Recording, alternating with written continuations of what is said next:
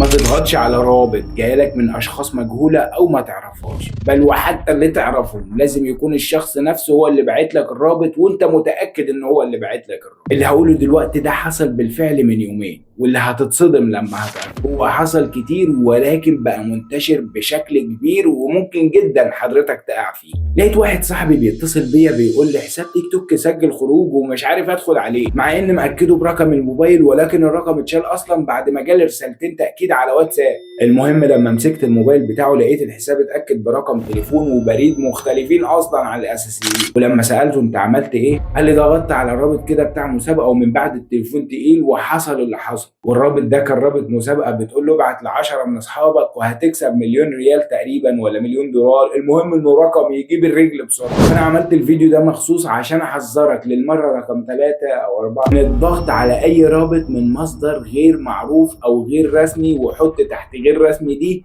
مليون خط، عشان في مجموعات محتالين وظيفتهم وشغلهم الشاغل انهم يقلدوا اسماء صفحات رسميه لمنصات وبنوك وشركات وبراندات وليله كبيره قوي ساعتها. وبيقلدوا الصفحات دي عشان يقدموا منها عروض مغريه ومسابقات مليونيه او ما الى ذلك. العروض دي بتبقى طبعا عباره عن عرض مغري محطوط لك في ستوري، محطوط لك في كومنت، محطوط لك اعلان على موقع، محطوط لك في اي مكان. طبعا الرابط مسموم بفيروسات بمجرد الضغط عليها، فانت بتوافق ان جهازك بالكامل يبقى تحت ايد المحتال، يعني كانك بتديله بصمه وشك وصباعك وكل كلماتك السريه، موبايلك بالكامل يا عم. بقول اخيرا حبيت اقول بس ان الحدايه ما بتحدفش كتاكيت، والشركات دي نادرا لما بتعمل مسابقه وبيفضحوا الدنيا على الشاشات عشان يعملوا مسابقه، و99% من اللي بيساعدوا الناس اصلا بيصوروهم ويذلوهم ويطفحوهم المساعده قبل ما يساعدوا. فتاني الحدايه ما بتحدفش كتاكيت. وصل الفيديو ده لغيرك بلايك وشير وكومنت بموقف حصل معاك في نفس الموضوع. واخيرا